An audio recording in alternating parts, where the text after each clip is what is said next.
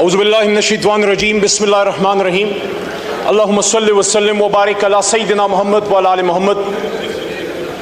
Senior سیاستدان یہاں ایوان میں موجود ہیں، رانا تنویر صاحب موجود ہیں۔ آپ کا اسم شریف اس لیے لیا کہ کچھ سینئر پولیٹیشنز آج میں ایوان میں دیکھ رہا ہوں کہ جب 10 سال پہلے اللہ بزرگ برتر نے مجھے موقع دیا اللہ کے 100 ناموں کے نیچے بجٹ سپیچ کرنے کا، تو کچھ میرے سینئرز تو اس وقت نہیں ہیں، شاہ جی نہیں ہیں، خان صاحب نہیں ہیں۔ اس زمانے میں ہمارے ساتھ ہاشمی صاحب ہوا کرتے تھے، لیکن نواب صاحب موجود ہیں۔ یو بی اے وٹنس، اگر آپ کو میں 10 سال پیچھے لے جاؤں تو انہی اللہ کے 100 ناموں کے نیچے میں نے کچھ باتیں کی تھی، اور میں 10 منٹ کے اندر اس کو، اور میری بات آج کسی جماعت کی نہیں، دوبارہ میں یہ بات کر رہا ہوں، مقدمہ جمہوریت رکھنا چاہتا ہوں اس ایوان اللہ کے 100 ناموں کے نیچے ان کے سامنے جو اس ملک کے اصل وارث ہیں، 25 کروڑ عوام۔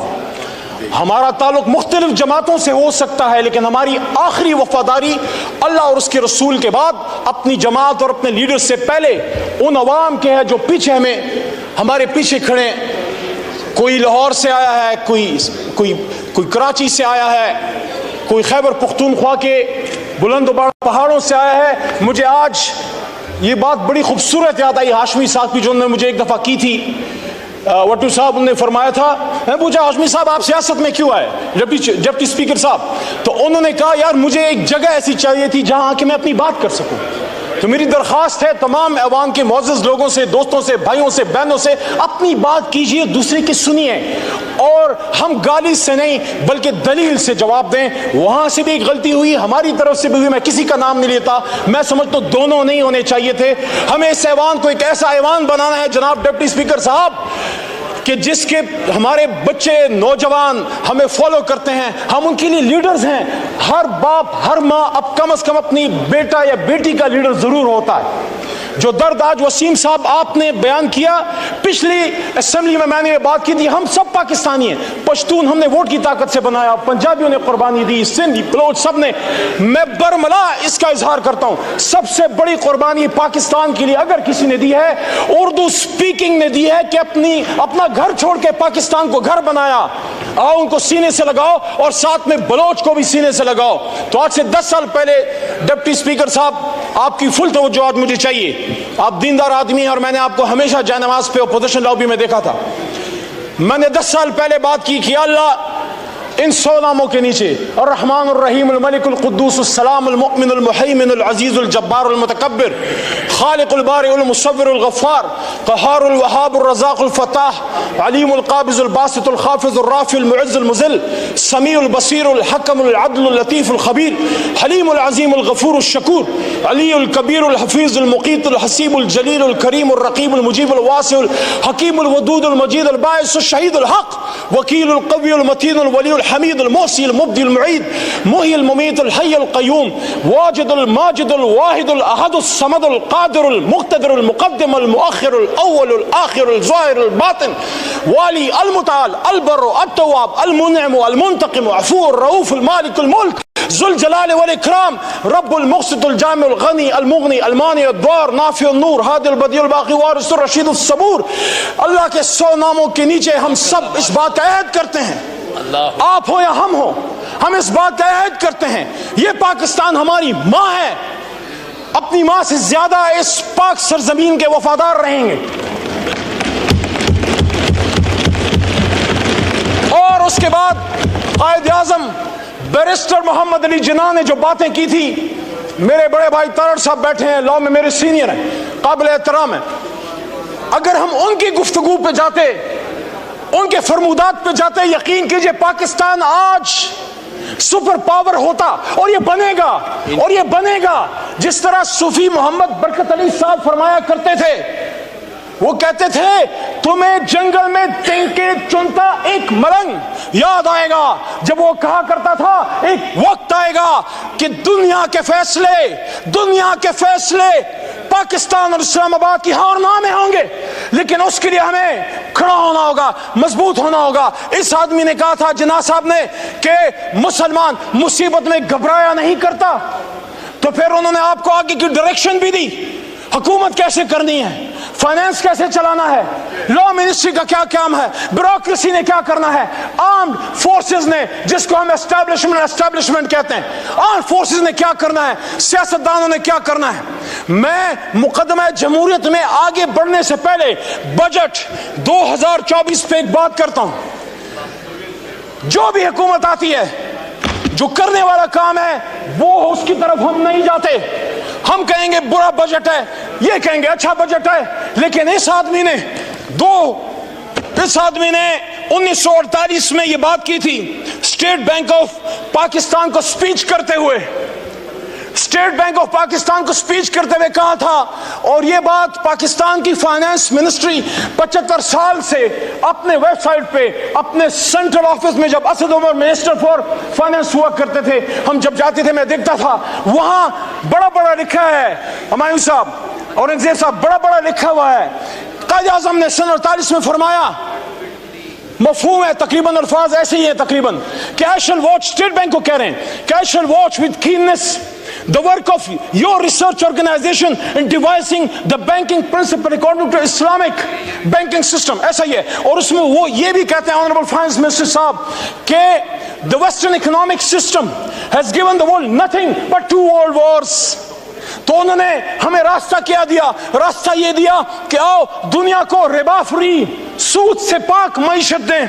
मुसलमानों ने, हिंद ने जब पाकिस्तान बनाया था ला इलाहा इल्लल्लाह मुहम्मद रसूलुल्लाह के नाम पे, तो हमने दुनिया को जब एक नई रियासत दी, अल्लाह रसूल के नाम पे पहली रियासत है और शायद आखिरी रियासत, तो वहां हमने दुनिया को अपना इकोनॉमिक सिस्टम देना था। हाँ मुश्किल है और जैसा मुश्किल है, लेकिन सफर, वो जो नेल्सन मंडेला ने कहा था ना कि journey of 1000 miles starts with a single step, let's take that step today from the national assembly of Pakistan, my learned brothers and sisters.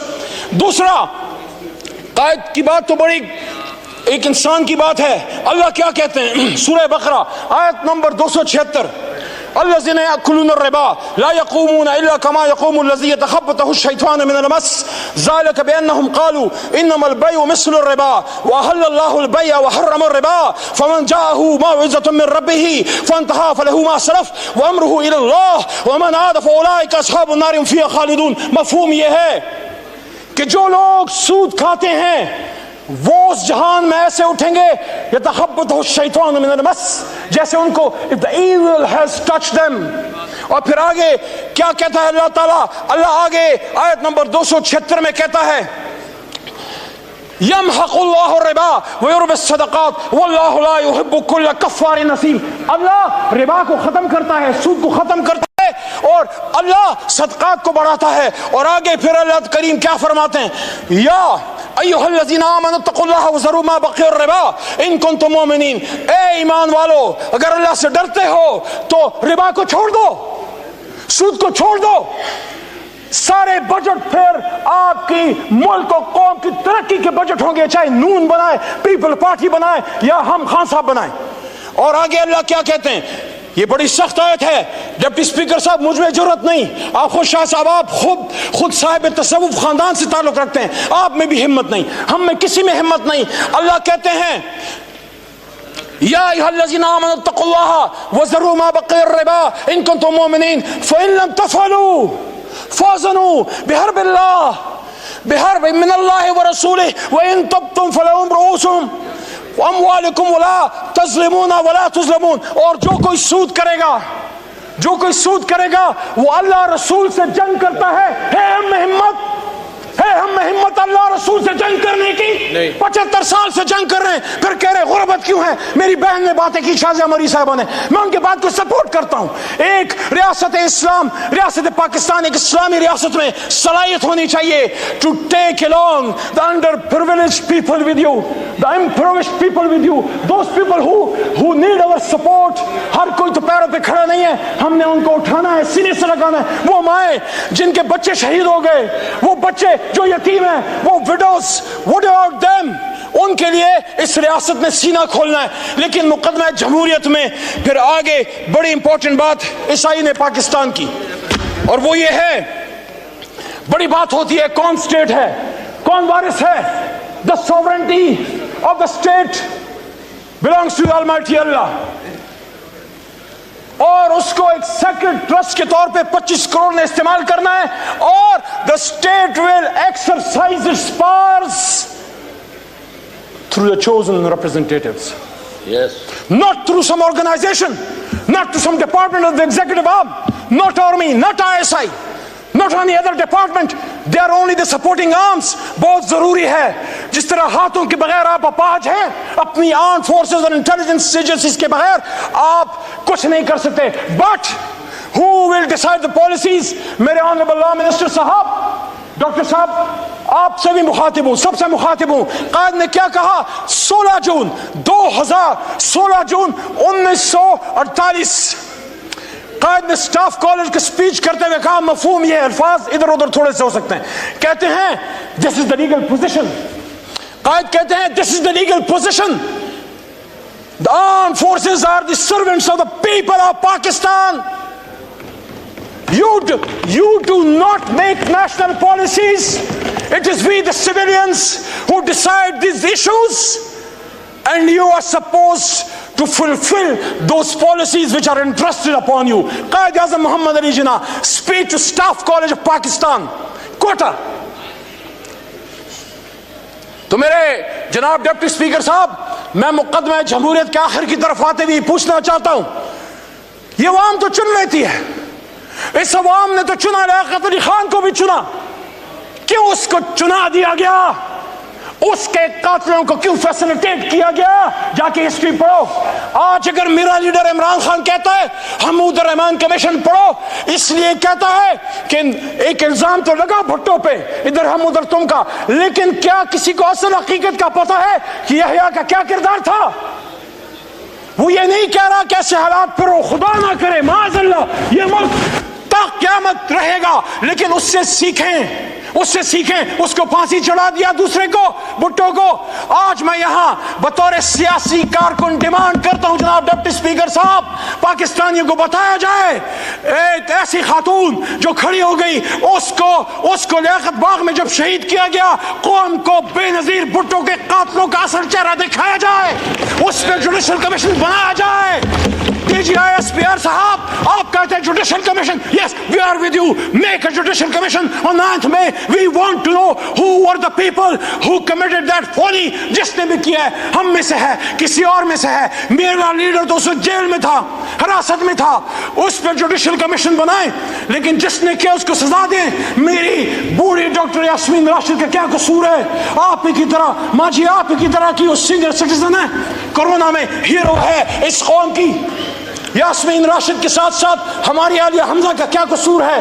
Shah Mahmood Qureshi کا کیا قصور ہے؟ ایک سینئر پولیٹیشن, پاکستان کے لیے جدوجہد کرنے والا, ریمنڈ ڈیوس کے معاملے پہ استعفیٰ دینے والا. میرے جناب ڈپٹی اسپیکر صاحب, میں آج اس سوال میں کہنا چاہتا ہوں, میں سائفر کیس کے ایک دن رہا, میں عدالت جاتا رہا, عمران خان بری ہوا ہے.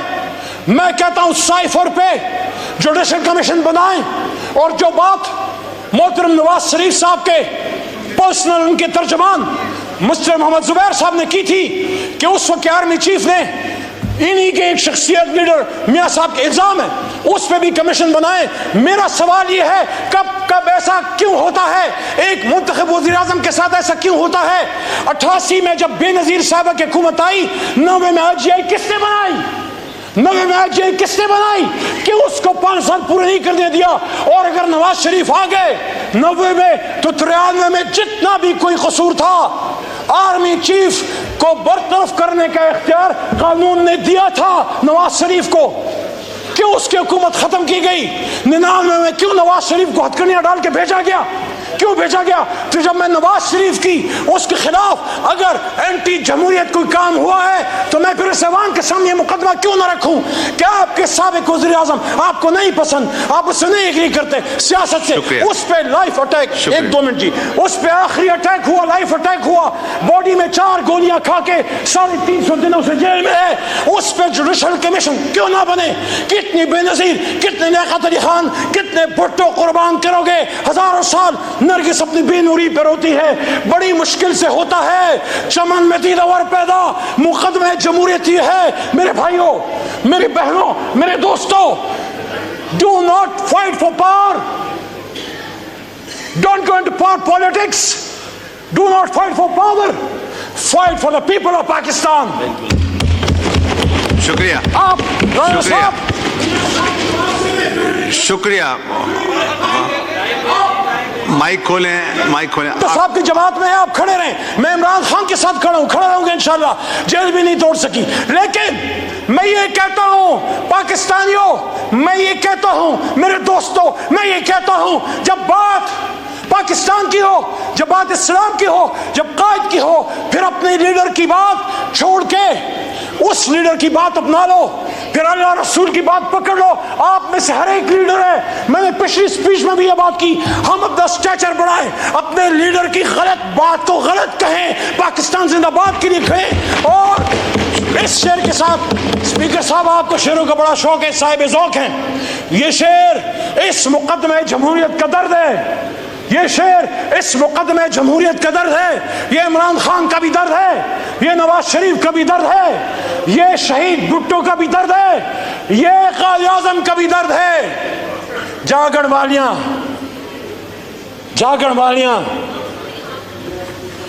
رچ کے لٹے, سوئے تسی بھی ہو تو سوئے اسی بھی ہیں, لالی اکھیں دی بے دستی ہے, روئے تسی بھی ہو تو روئے اسی بھی ہیں. پاکستان زندہ باد, جمہوریت زندہ باد, عمران خان